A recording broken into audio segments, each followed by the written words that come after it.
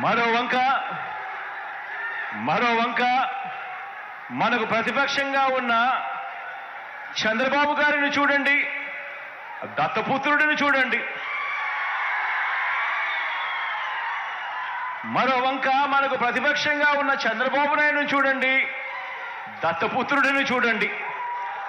వీరిద్దరు పేరు చెబితే అక్క చెల్లెమ్మలకు ఏం గుర్తుకొస్తుంది అని చెప్పి నేను అడుగుతా ఉన్నాను.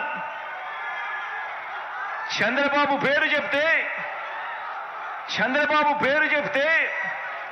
14 సంవత్సరాలు ముఖ్యమంత్రిగా ఉన్న వ్యక్తి, 3 సార్లు సీఎం అయిన వ్యక్తి, ఇటువంటి వ్యక్తి పేరు చంద్రబాబు నాయుడు గారి పేరు చెబితే అక్క చెల్లెమ్మలకు గుర్తొచ్చేది ఏమిటి అని అంటే బాబు చేసిన వంచనలు గుర్తుకొస్తాయి. పొదుపు సంఘాల్లో ఉన్న అక్క చెల్లెమ్మలకి ఏం గుర్తుకొస్తుంది అని అంటే చంద్రబాబు చేసిన దగా గుర్తుకొస్తుంది అని కూడా ఈ సందర్భంగా తెలియజేస్తా ఉన్నా. చంద్రబాబు నాయుడు గారి పేరు చెప్తే ఆయన చేసిన ఒక్క మంచి గుర్తుకు రాదు. ఆయన పేరు చెబితే ఒక్క మంచి స్కీము కూడా గుర్తుకు రాని పరిస్థితి చంద్రబాబు నాయుడు గారిదైతే, ఇక దత్తపుత్రుడి పేరు చెబితే ఏం గుర్తుకొస్తుందో తెలుసా? నా అక్క చెల్లెమ్మలకు దత్తపుత్రుడి పేరు చెబితే వివాహ వ్యవస్థను భ్రష్టు పట్టించే ఓ మోసగాడు గుర్తుకొస్తాడు. 5 సంవత్సరాలకు ఒకసారి కారును మార్చినట్టుగా భార్యలను మార్చే ఒక మ్యారేజ్ స్టారు ఓ వంచకుడు గుర్తుకు వస్తాడు దత్తపుత్రుడి పేరు చెబితే. ఆలోచన చేయమని అడుగుతా ఉన్నా. ఒకరికి విశ్వసనీయత లేదు, మరొకరికి విలువలు లేవు. ఈ విశ్వసనీయత లేని, ఈ విలువలు లేని వీరు, ఈ విశ్వసనీయత లేని, ఈ విలువలు లేని వీరు 3 పార్టీలుగా ఇవాళ కూటమిగా ఏర్పడి, 3 పార్టీలుగా కూటమిగా ఈరోజు ఏర్పడి, ఈరోజు మీ బిడ్డ మీదకి యుద్ధానికి వస్తున్నారు. కాదు, మీ బిడ్డ మీదకి రాదు, మీ బిడ్డ మీదకి కాదు యుద్ధానికి వీళ్ళు వచ్చేది. 3 పార్టీలుగా వీళ్ళు కూటమిగా ఏర్పడి పేదవాడి భవిష్యత్ మీదకి వీళ్ళు యుద్ధానికి వస్తా ఉన్నారు.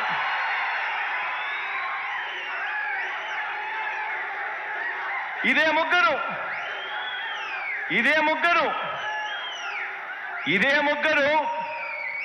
ఇదే చంద్రబాబు, ఇదే పవన్ కళ్యాణ్, ఇదే దత్తపుత్రుడు, ఇదే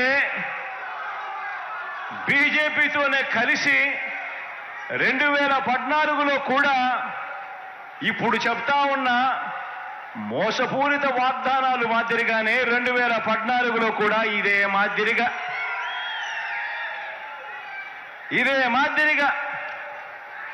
2014లో కూడా ఎన్నికలప్పుడు ఇదే ముగ్గురు ఒకటయ్యారు, ఇదే ముగ్గురు ఒకే స్టేజ్ మీద కూర్చున్నారు, ఇదే ముగ్గురు ఒక కూటమిగా ఏర్పడ్డారు.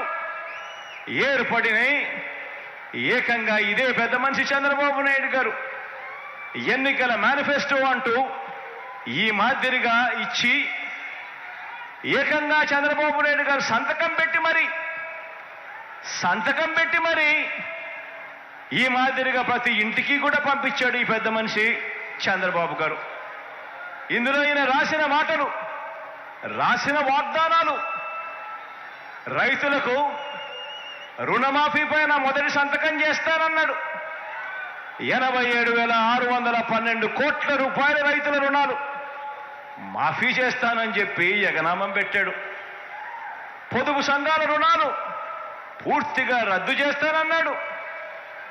ఏకంగా 14,205 కోట్ల రూపాయలు నా అక్క చెల్లెమ్మలను అడ్డగోలుగా మోసం చేశాడు. మహిళా రక్షణకు ఉమెన్ ప్రొటెక్షన్ ఫోర్స్ ఏర్పాటు చేస్తామన్నారు. మహిళా రక్షణకు ఉమెన్ ప్రొటెక్షన్ ఫోర్స్ కథ దేవుడెరుగు. విజయవాడ నగరంలో ఏకంగా కాల్ మనీ సెక్స్ రాకెట్ నడిపించారు. ఆడబిడ్డ పుట్టిన వెంటనే మహాలక్ష్మి పథకం కింద 25,000 రూపాయలు ప్రతి అక్క చెల్లెమ్మ కుటుంబ ఖాతాల్లోకి వేస్తాను. ఆడపాప పుట్టిన వెంటనే అని చెప్పి వారి బ్యాంక్ అకౌంట్లో డిపాజిట్ చేస్తాను అని మహాలక్ష్మి అనే పేరు పెట్టాడు. ఒక్కరికైనా కూడా ఆడపిల్ల పుట్టినప్పుడు మీకు కానీ, మీకు తెలిసిన వ్యక్తులకు కానీ, నీకు తెలిసిన అక్క చెల్లెమ్మలకు కానీ ఒక్కరికైనా వాడు ఆడపిల్లలు పుట్టినప్పుడు 25,000 రూపాయలు వాళ్ళ బ్యాంక్ అకౌంట్లోకి డిపాజిట్ చేసినాడా అని అడుగుతాను నేను. ఇలా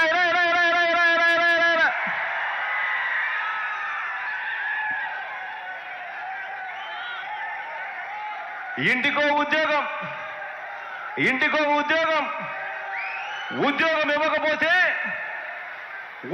ఇవ్వకపోతే ప్రతి ఇంటికి 2,000 రూపాయలు నిరుద్యోగ భృతి అంటే సంవత్సరానికి 24,000. 5 సంవత్సరాలు అని అంటే దాని అర్థం 1,25,000 రూపాయలు. ఒక్కరికైనా ఇచ్చాడా అని అడుగుతా ఉన్నా నేను మిమ్మల్ని అందరినీ కూడా. ఇలా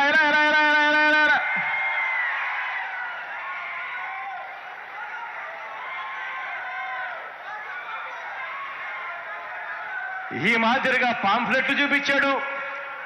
రాష్ట్రాన్ని శ్రీలంక చేస్తారన్నాడు, రాష్ట్రాన్ని సింగపూర్ చేస్తారన్నాడు. ప్రతి జిల్లా హెడ్ క్వార్టర్స్ లో కూడా ఏకంగా హైటెక్ సిటీలు కడతానన్నాడు. ఇంతటితో ఆగిపోకుండా మేనిఫెస్టో అని చెప్పి ఈ మాదిరిగా తీసుకొచ్చాడు.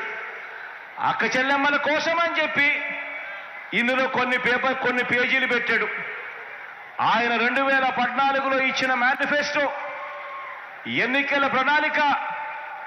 ఇందులో ఆ మేనిఫెస్టోలో page number 16, page number 16, page number 17 Chandrababu Naidu గారు ఎన్నికల మేనిఫెస్టోలో 2014 ఇచ్చిన మేనిఫెస్టోలో పేజీ నెంబర్ 16, పేజీ నెంబర్ 17 2 అక్క చెల్లెమ్మల కోసం కేటాయిస్తున్నాను అని చెప్పి హామీలు ఇచ్చాడు. ఇందులో ఆయన చెప్పింది అక్క చెల్లెమ్మల కోసం మాత్రమే. నేను మచ్చుకు కేవలం అక్క చెల్లెమ్మల కోసం ఆయన చెప్పిన 9 హామీలను మీకు అక్క చెల్లెమ్మలతో పంచుకుంటా. ప్రతి అక్క చెల్లెమ్మను నేను గమనించమని అడుగుతా ఉన్నా. 2014లో ఇదే ముగ్గురు కలిసి మీటింగులు పెట్టి ఇచ్చిన హామీల పరిస్థితి ఏమిటి అని ఒక్కసారి ఆలోచన చేయమని అడుగుతా ఉన్నా. మద్యం బెల్ట్ షాపులను రద్దు చేస్తూ తెలుగుదేశం పార్టీ అధికారంలోకి రాగానే 2వ సంతకం చేస్తుంది అన్నాడు. పొదుపు సంఘాల రుణాలు అధికారంలోకి రాగానే రుణమాఫీ చేస్తామన్నారు. పుట్టిన ప్రతి ఆడబిడ్డకు మహాలక్ష్మి పేరుతో 25,000 రూపాయలు బ్యాంకుల్లో డిపాజిట్ చేస్తామన్నారు. పండంటి బిడ్డ పథకం ద్వారా పేద గర్భిణీ స్త్రీలకు 10,000 రూపాయలు అందజేస్తామన్నారు. పేద మహిళలకు స్మార్ట్ సెల్ ఫోన్లు ఉచితంగా ఇస్తామన్నారు. సంవత్సరానికి ఒక్కో కుటుంబానికి 12 వంట గ్యాస్ సిలిండర్లు, ఒక్కొక్క గ్యాస్ సిలిండర్ల మీద 100 రూపాయలు సబ్సిడీ